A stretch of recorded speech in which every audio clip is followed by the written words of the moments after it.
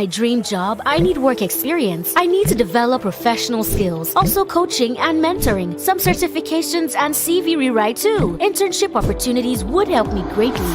Join Momentum. Everything you're looking for in one place. Licensed work tools, personalized career roadmap, work shadowing, weekly coaching calls, practical self-paced trainings, verifiable work reference, career workshops, mock interviews, CV rebranding, and LinkedIn profile optimization. This is the real deal. Why worry about shopping for your career needs when you can get everything and more in one place? Join Momentum is a career acceleration program that focuses on practical training and certifications, work shadowing and experience, coaching and mentoring, and personalized career roadmap. For more details on how to start, call +442 045 380 208 or book a discovery call with us on our website www.joinmomentum.co.uk. Follow us on Instagram at join_momentum UK.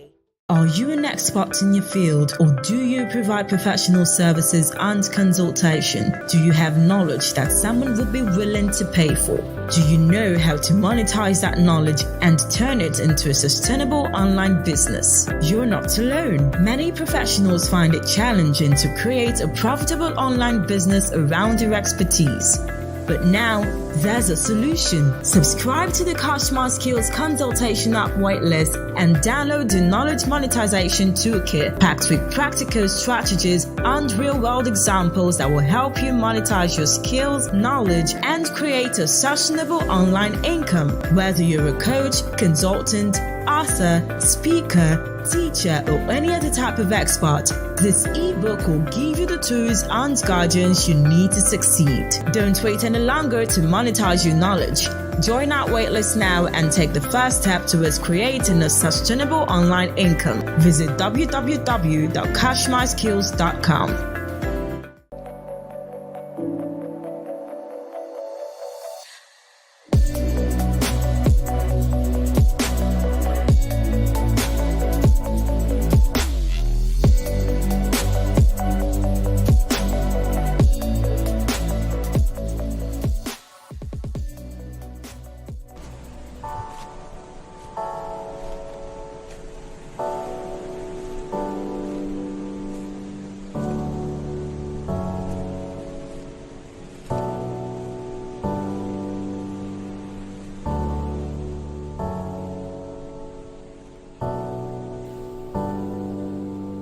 Hello, my name is Victor Shonde.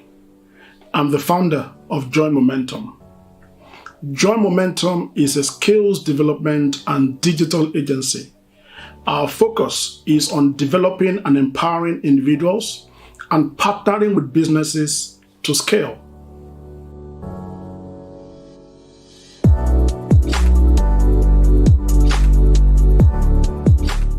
The Join Momentum Career Accelerator Program is a 6-month work experience program designed for career transitioners, job seekers, adult learners, graduates, or anyone looking to launch or transition to a career in digital technology.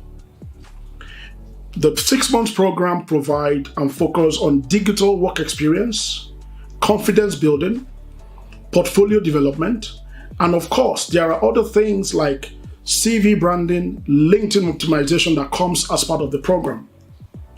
The reason why the Career Accelerator program is quite impactful is because anyone that joins the program essentially is applying to work with our team members within the organization at Join Momentum. You work with our designers, our developers, our researchers, our testers, our BAs, including myself, from a product development perspective. So what you're getting is deep experience and knowledge beyond certifications or training or whatever it is that people get. The exchange program has proven to be transformative for people who have come on the program because within the space of 3 months, we expect you to be interview ready, job ready, and we'll support you with one-on-one coaching, mock interviews. We have a huge portal called the Career Transformation Hub with so much resources and information to help you to, when you land the job, to make sure that you're not just getting the job, but you are able to thrive and excel in the job.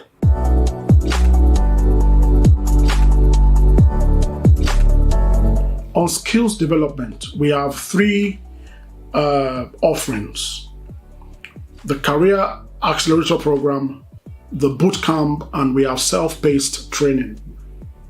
Self-paced training allows anyone to log into our website, buy a course, take a training, and get the value from it. Our bootcamps are self-paced inclusive. However, we have instructor-led live training classes with expert coaches from all around the world. Our coaches work with global brands and they have deep expertise and experience in their areas of expertise or discipline. Our bootcamp lasts between 4 to 6 weeks to 8 weeks, depending on the discipline. So if you're looking at transitioning to become a business analyst, user researcher, scrum master, an agile coach, a cybersecurity expert, data analyst, and so on and so forth, why don't you check our website and see one of our bootcamps upcoming? So, are you willing to launch a career in technology, but you don't have confidence, you have no experience, you're not quite sure about your transferable skills, you have no maybe background training, or even if you have certification, you're not sure what those really translate to in the actual, in the practical sense of things? Or are you willing to increase your earning potential, your earning capacity? I'm talking you want to earn 5, 6, even 7 figures in places like Africa, but you're not sure how to go about it. Why don't you check out our Career Accelerator Program, right? And the good thing about it, even if you don't want the Career Accelerator Program, if it's maybe too expensive or you're looking at pricing, try one of our boot camps and you can upgrade to the Career Accelerator Program from there. I'm looking forward to see you there.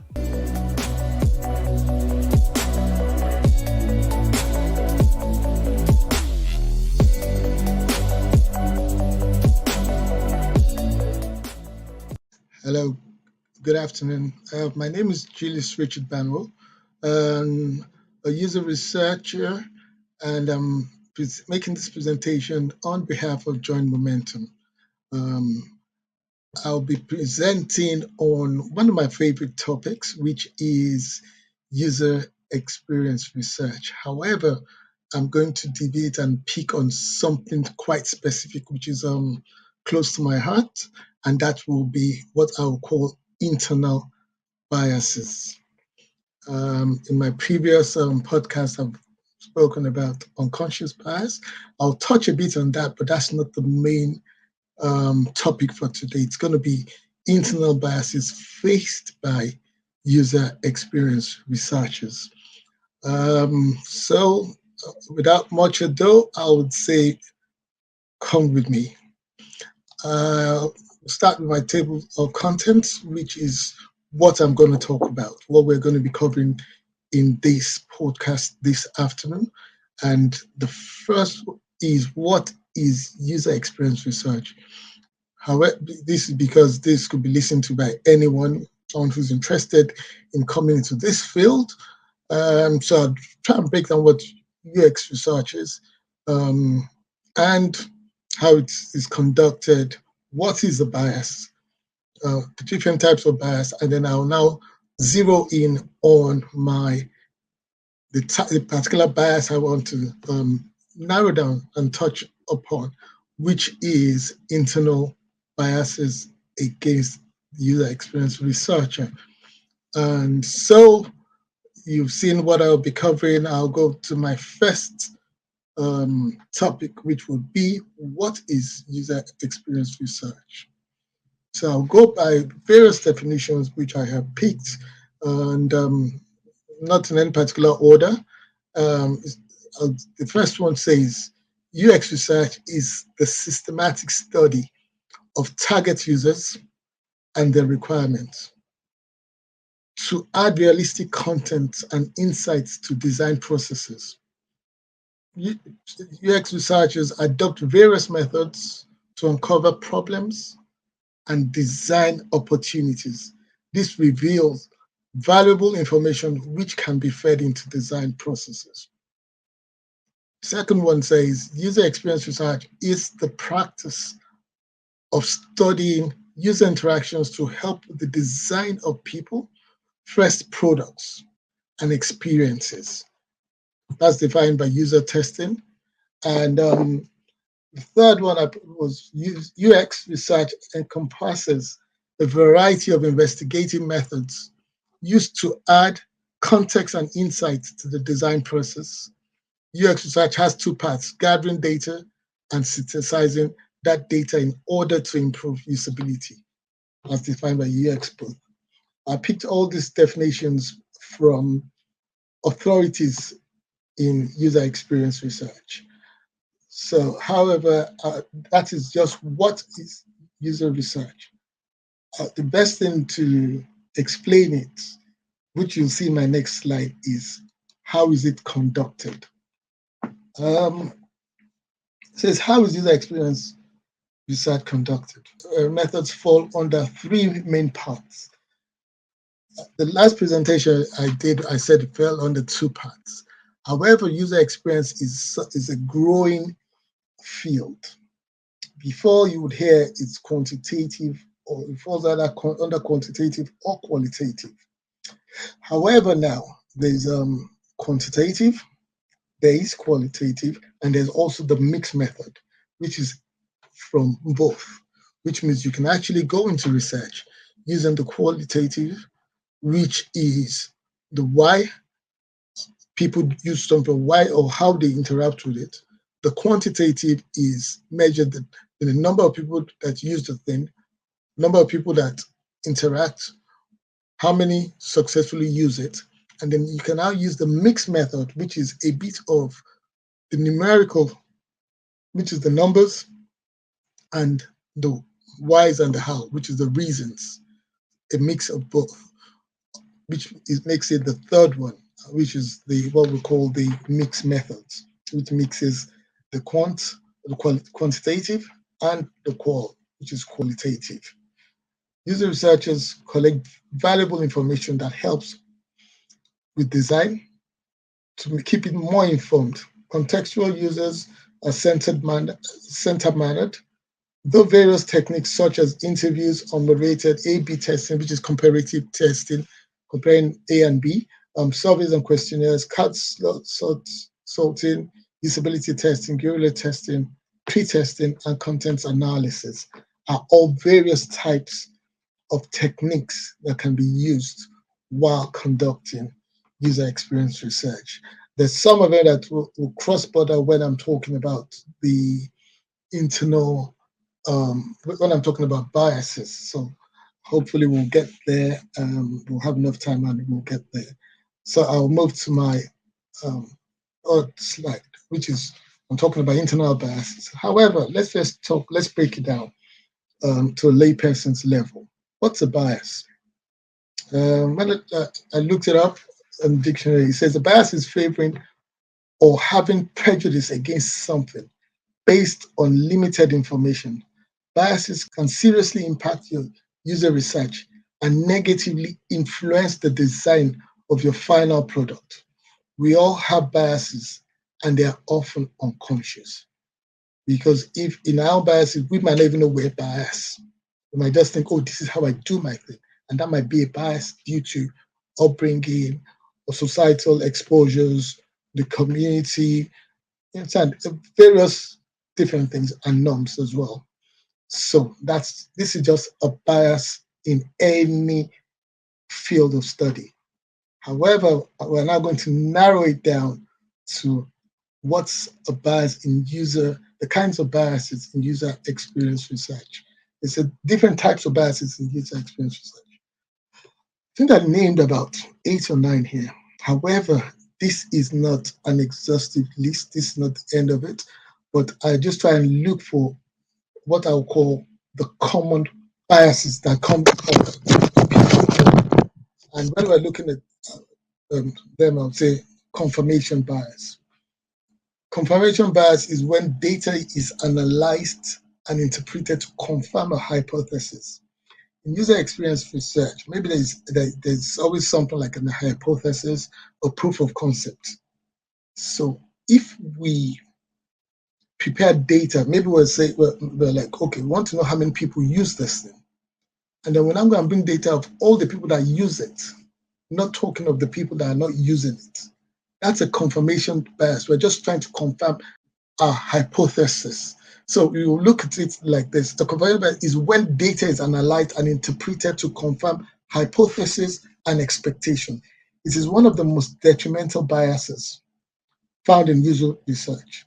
A researcher's role is to be a source of truth, not to tilt in any direction, but even finding contradictions to what they're expecting. Because when you're coming to user research, there's what we call assumptions. We come with certain assumptions. It's not in all cases that we have to prepare data to prove those assumptions. In some cases, the data we will get out of it will disprove those assumptions. So we shouldn't be trying to get data only to prove it, which is like we're just trying to confirm all the assumptions. Oh, we said it's going to be green and it is green. We said, we have to be what we call independent, with no bias. The second one, which is the Hawthorne effect. The Hawthorne effect occurs when participants are aware they are being observed. And for that reason, they either deviate or act in a particular way that they think they should be acting. So when you say, while you're doing maybe user research and you're talking to the participants and you say, okay, we'll just be watching you, how do you, and they're like, in their mind, the Hawthorne effect is when the participant thinks, oh, maybe I should be pressing the green button more. So they keep pressing the green button. However, in real life, they probably wouldn't even press the green button. So it's like trying to, because they're aware that you're there, they're like, oh, what would the researcher be expecting from us? So they're trying to do what they think you want them to do, rather than what they would do. All these are forms of unconscious biases. But because I've done a talk on unconscious bias, I just wanted to use this to kind of break it down. So that when we're talking of internal biases, you would see how they're kind of all interrelated. However, internal biases is kind of full on. The next one will be implicit bias. And implicit bias is when our stereotypes, our attitudes, influences how we behave. And what we're talking about, or how we even perceive others, maybe based on religion, maybe based on sect, we think, oh, these people would do this way.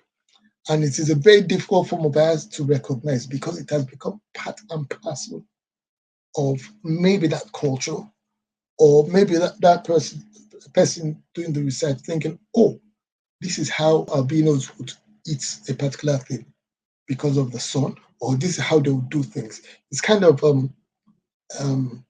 a preconceived idea before it even happens. And then leading language. When we're looking at leading language bias, it's when the question is asked or use certain words or terminology that provide a hint for the particular response or behavior. Example is during user research, asking a participant, how well do you use this program, or how much, or how much do you use this program? It's more like he already said he uses it. So instead of him saying, I don't use it at all, because he already said, how much do you use it? He'll probably say, I use it this number of times. Just because your question is leading towards that. To avoid this kind of leading language bias is the ability to ask neutral questions. Even if they're going to be yes or no questions, they'll have to be neutral, not tilting in any particular direction.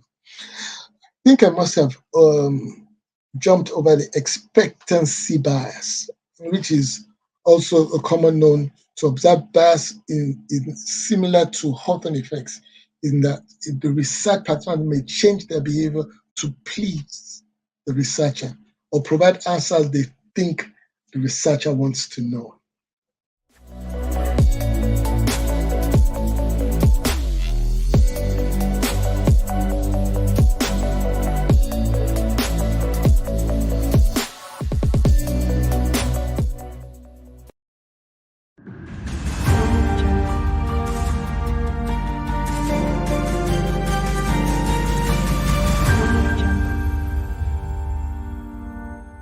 star feature on this episode.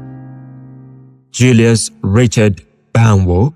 His several years of working as a software quality assurance professional in the software development space meant that he was not new to the IT space. This background helped ease the transition to his current career as a user researcher. As a dedicated and experienced user researcher, his passion is understanding user needs and enhancing user experiences. He is a proficient in applying a wide range of user research methods and is skilled in selecting appropriate research techniques based on project goals and constraints to gather qualitative and quantitative data. His Join Momentum experience has changed his life, and he has had access to endless expert-led trainings, certifications, and live projects, which have made his move easy. Projects work on at Join Momentum, meet mentees, cash my skills. On his advice to anyone considering applying for the Join Momentum work experience, he would ask them to please jump at the opportunity. Major life experience. He has had a major career change from software quality assurance to being a user researcher. His hobby is bungee jumping.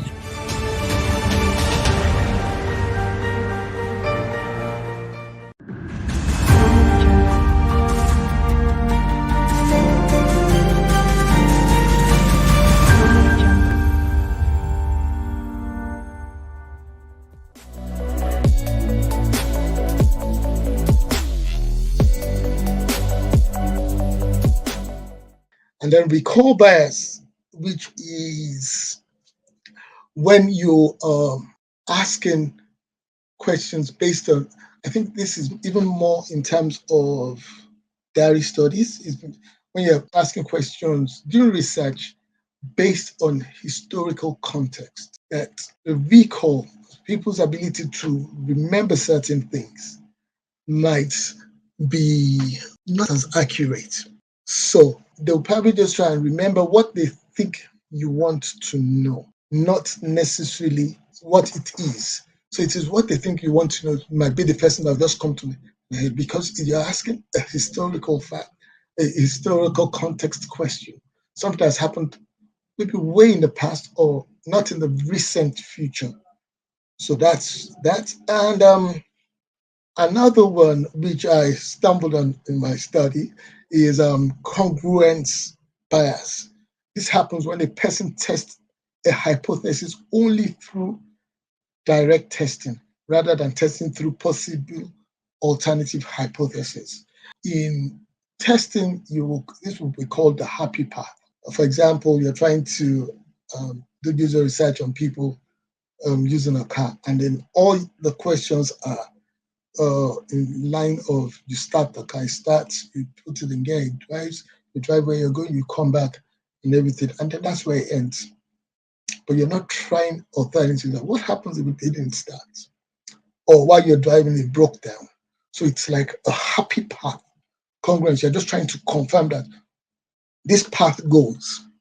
However, there's so many other constraints that can happen that you're not considering. And then there's another one which is common. We see it each and every day. Is the social desirability bias. Is a bias which is tendency for a person to over-report social desirable characteristics or behavior. More like when we're on social media, most of us, I want to believe, would have various social media handle. We see people with pictures looking all flash and everything, so perfect. However, that is what we will call social desirable path, because they're putting things in your face. Although with this kind of happy pictures, everything active, everything is happening, it puts others under pressure because they think, oh, this is how these people's lives are. Now, they do have sad moments, but they just don't bring it up. You understand? So that is where those are the kind of biases that when you're doing user research, if, for example, you're looking at, or let's go and look at their post. Their post will always be socially desirable because they won't say, oh, I had a flat tire. No, they're just going to tell you good pictures, dressed nice, went out, lovely nightclub. They're not going to tell you the day they went out, they fell in the mud and all that. You won't see those pictures there. So if you follow the research based on from what you see, some will present to you what they think is socially desirable. And I'm now going to move to internal bias, which is what I'm really trying to talk about here.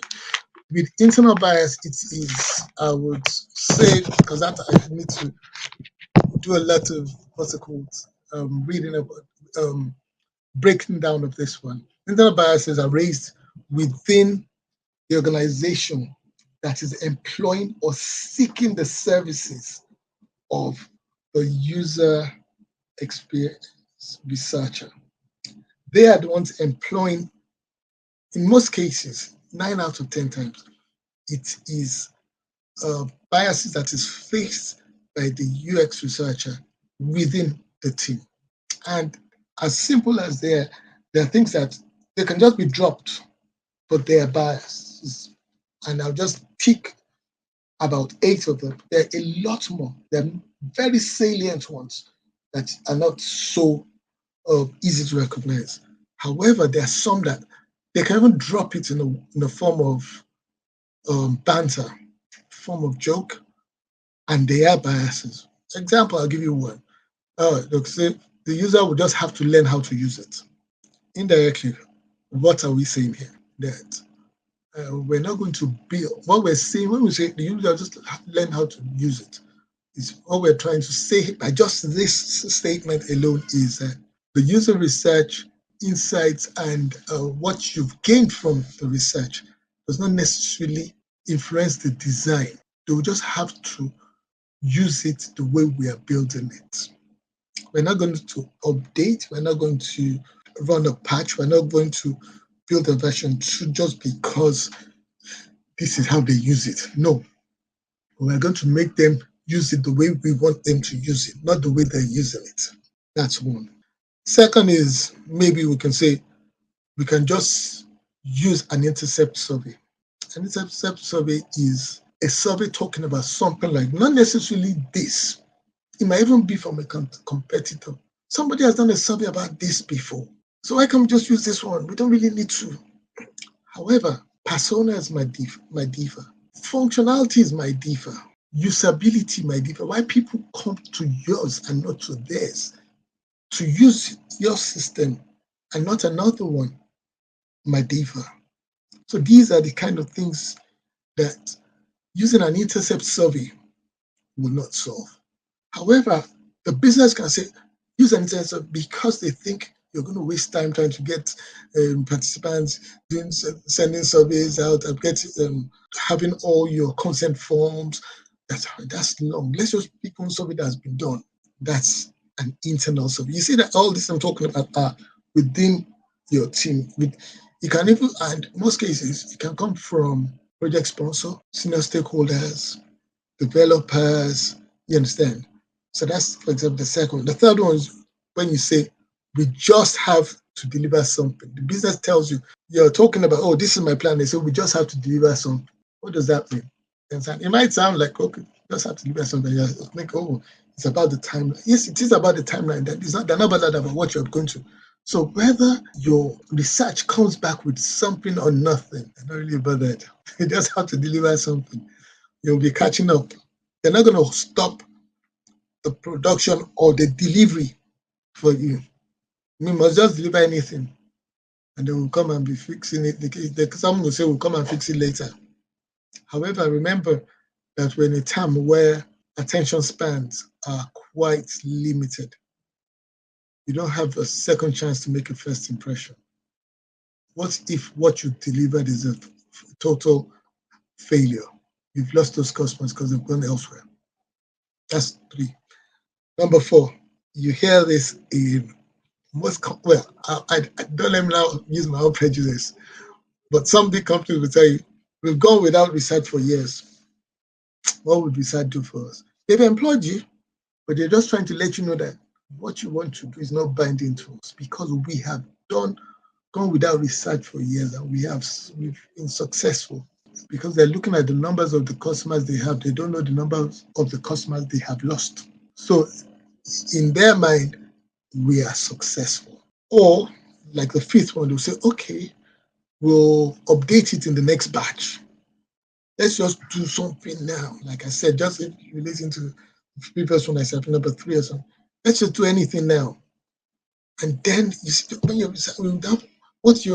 the users now want, we'll put it in the design and drop it in next code for phase 2. But just like I said, the previous one, the customers you lose in phase 1, how do you get them back? In a fast-paced global world where people don't have the time to come back. Once they go, they've gone. Another word is when they say, oh, business and development team have already agreed on everything.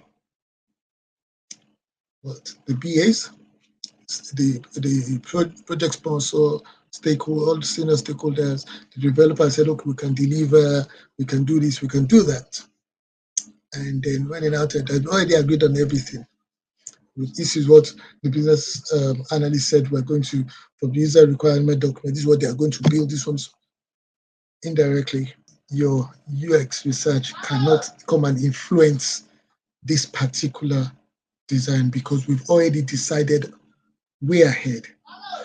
Indirectly, at times it might be that it's used for something entirely different, but they'll just say, oh, just come, we have a user researcher in the house.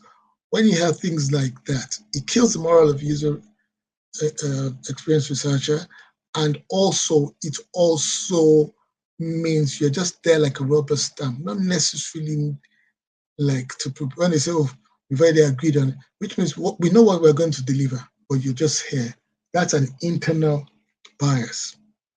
And then, for example, 7.1 would say, I can pick, like, we can say things like the project sponsor, it could be the project sponsor, it could be a senior stakeholder, it could be a director, it could be, we just drop in the middle and say, oh, my relative thought, my son thought, my sister thought, my grandma thought, my colleagues in the golf course thought, it's a great idea, we'll fly. Meaning all your inputs is not really needed. If my colleagues, who's a business director in a different company, thought this idea would fly, it will fly. That's an internal bias against user experience research. Imagine your project sponsor that is paying you the top dollar to do research is already saying that it will fly. More like you're just a rubber stamp, just come and stamp whatever they were doing, just say it's okay, kind of thing. And some would also say, this is a very common one, especially from developers, but it could also come from a project sponsor, senior stakeholder. But even your team members, where they'll say, I remember that in most cases, maybe you're the newest person to the team, and then they can always say, oh, we already know the answer. We'll be fine. We already know what the answer is going to be. Don't worry, we know the answer to this thing. Indirectly, all this thing that you're still getting participants, we know the answer, we know what they want. But you cannot, like I always say, you cannot slap a person and say, you know how it feels. You can build something, but it's the user that will know how it feels. You can say, I intended to build it, but how they use it is from the user, which is why user-centered design is one of the greatest inventions or the greatest use for product management and product development now. I hope I've been clear on this, and I would say thank you very much.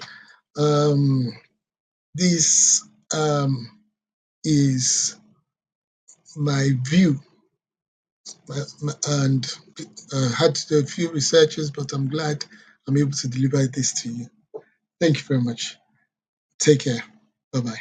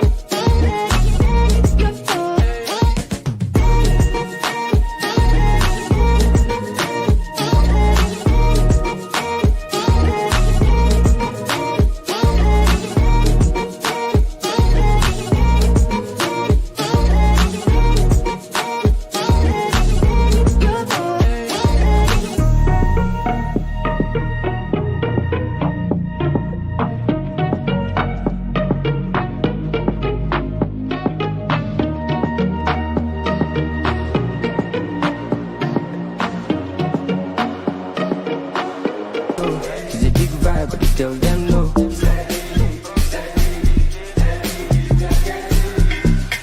They see me coming, then they shout hallelujah. Every day it feels like a new year. Overseas they want chop me like suya.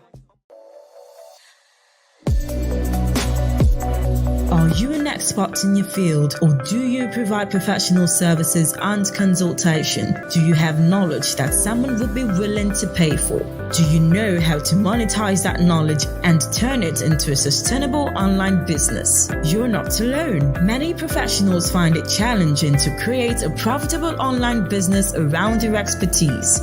But now, there's a solution. Subscribe to the Customer Skills Consultation app waitlist and download the Knowledge Monetization Toolkit packed with practical strategies and real-world examples that will help you monetize your skills, knowledge, and create a sustainable online income. Whether you're a coach, consultant, author, speaker, teacher, or any other type of expert, this ebook will give you the tools and guidance you need to succeed. Don't wait any longer to monetize your knowledge.